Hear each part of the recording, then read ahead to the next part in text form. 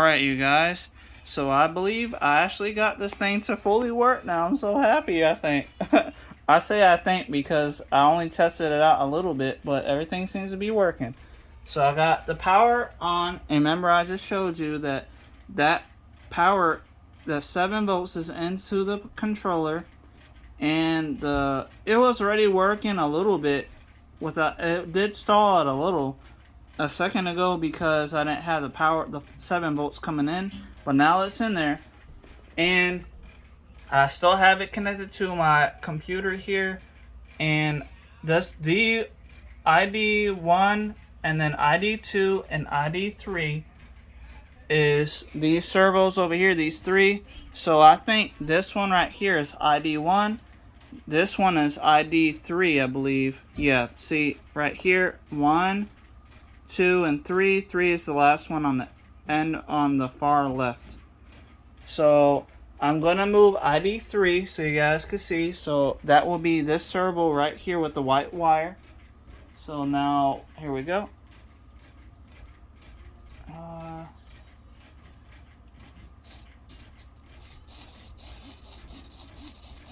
And now it's moving back and forth. Completely fine now. And that's just moving back and forth on the slider.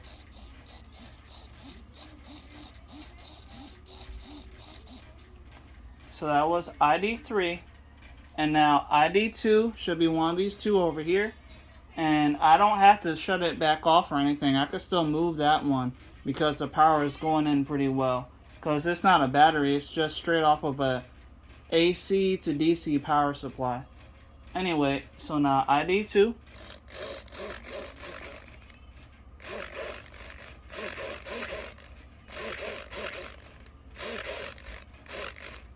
So that one's moving.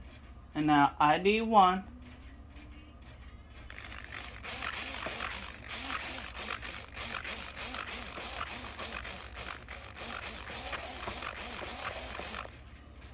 Alright, let's get back to ID3 so I can show you guys.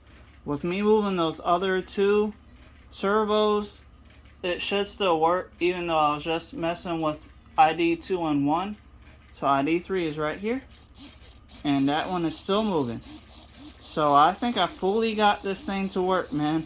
It took a while, but like I was mentioning, I did have a little bit of a problem with this new controller because it was this servo's fault for that one. It is like locked up, it's seized up, and I can't even move it with my fingers to try to spin the horn. But I could do it just fine with these if I wanted to. I just have to shut everything off because these still have power because the power is still on. So if I shut off the power like that, you can see I can move this as much as I want with my fingers, but this white horned one is seized up and it's locked, so I can't like move it. You can see I'm trying really hard and it won't move. So this servo is pretty much damaged, I guess. Now I don't know how it got damaged because it was just working for the other servo motor controller before, so that's really weird. I'm not sure what happened with that one, but all these other ones move just fine. All I gotta do is just push them a little bit with my fingers, and you can even hear it a little bit moving. Yep. Ow. Okay. Yeah, so I can move those just fine. And I have some other servos in that bag that I had. So I know I can get 3 servos for sure that are big, and I believe these are metal geared servos. And if I need to, I will buy me some more if I have to, but right now these 3, not this one, but these 3 right here are doing just fine for me, and I'm able to move everything. And it does only have 7 volts right now from that AC to DC power converter that I had. It's originally 11.8 volts coming out from the power supply that I have plugged into the wall. But I brought it down using this step down to step up converter using that blue potentiometer with a flathead screwdriver for the screw on the top right there. That golden screw adjusts the voltage. So the input voltage is a little over 11 volts, almost 12. And then it gets brought down to 7 volts. And you've seen that on my multimeter that I had with the probes on the top over here. So these are the screw terminals. So the screw terminals were showing the voltage coming out of that power adapter over here. And I was able to move the servos non-stop basically without any issues this time. So finally I got a servo motor controller that should work just fine now.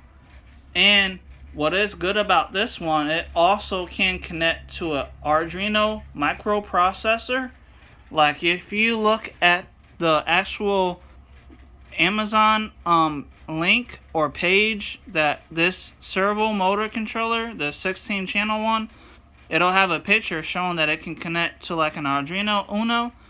And there are pins on here that act as a receiver, and the Arduino is basically the transmitter. It transmits the information to move the servos if I want it to.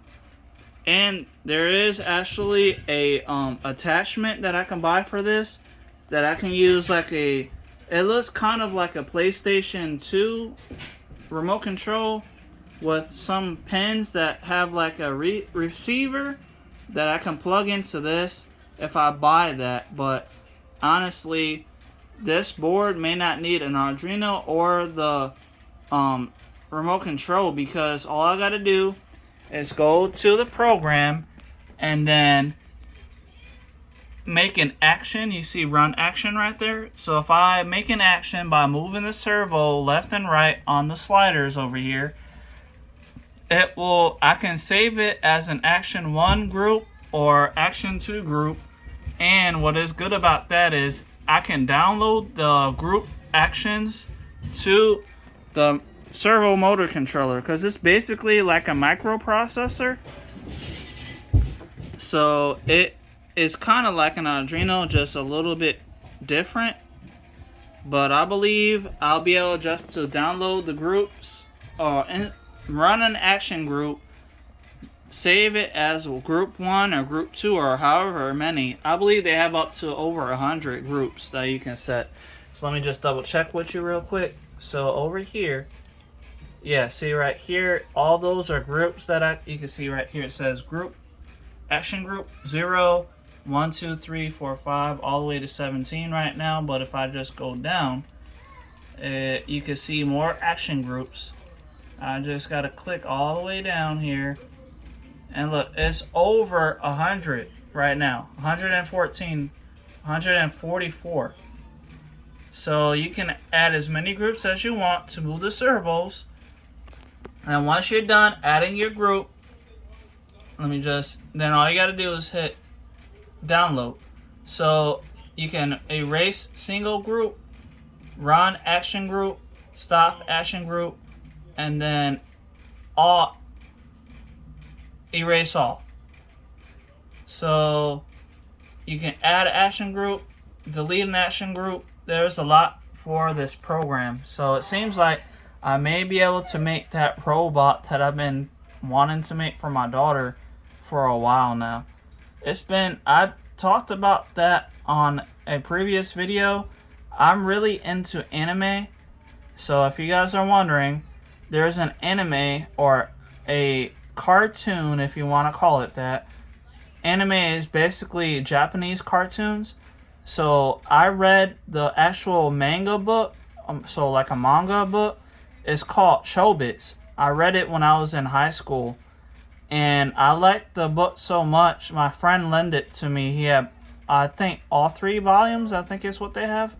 But so I read all those books, and then later on, and I think it was 2010, that they came out with Chobits, the actual animated series, cartoon TV show.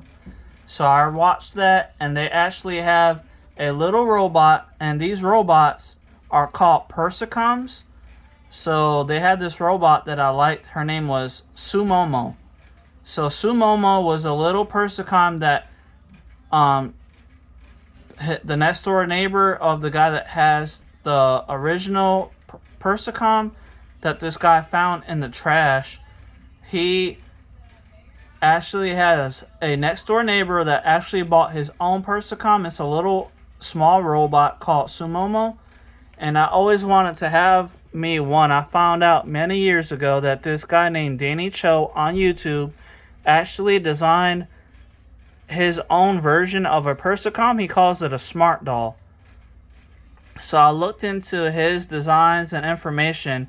So he actually uses a microprocessor and servo motors like you see right here. He just has them taken apart and put them into a basically a type of Barbie doll looking 3D printed doll that he made. So now I'm basically going to be doing the same thing. So even if I have to take apart the servos that are running right now and put them into the robot that I'm trying to make, I will do that. I just want to make sure that everything is working first. That's why these videos are just going to be, for the most part at the very moment, for the last few videos that I made about this, are just about the electronics. So for sure, if you buy one of these, which they have plenty of different ones, this is a 16 channel servo motor controller. They have from the same company a 24 channel servo controller and a 32 channel. So that means 24 motors for one, 32 channels or 32 motors for another one. And you can even see it on the screen here. So the program actually can work for all three of those servo motor controllers, 16, 24, or 32. So over there you see ID 0, and down here we have ID 31. So that means 32 channels, 32 motors. So you can do anywhere from 0 all the way to 24 or 32. So that will work for whatever you're trying to make. And right now that I'm done with this, I'm going to be doing, like, if you guys want to see more videos about this motor controller working, I do have some other servos in that bag. So I'm going to be testing them out. And if you want to see more videos about how many servo motors I'm running and what ID port they're on, I will definitely make more videos about it. So thank you for watching. I'm sorry if it took too long. And now that I have a servo motor actually working, or the controller, now I should be all good to go to make the robot. And this robot, have been thinking a lot about what I'm going to do to make it. I'm pretty sure that I'm probably going to design the body and frame and all the electronics to be put inside of the body. I'm probably going to have to design it in Blender, so that way I can actually design it and then 3D print it on my 3D printer. I'm just going to have to get me some filament so I can print, because I'm out of filament right now. But I got to design everything in Blender, and then I got to start printing it out.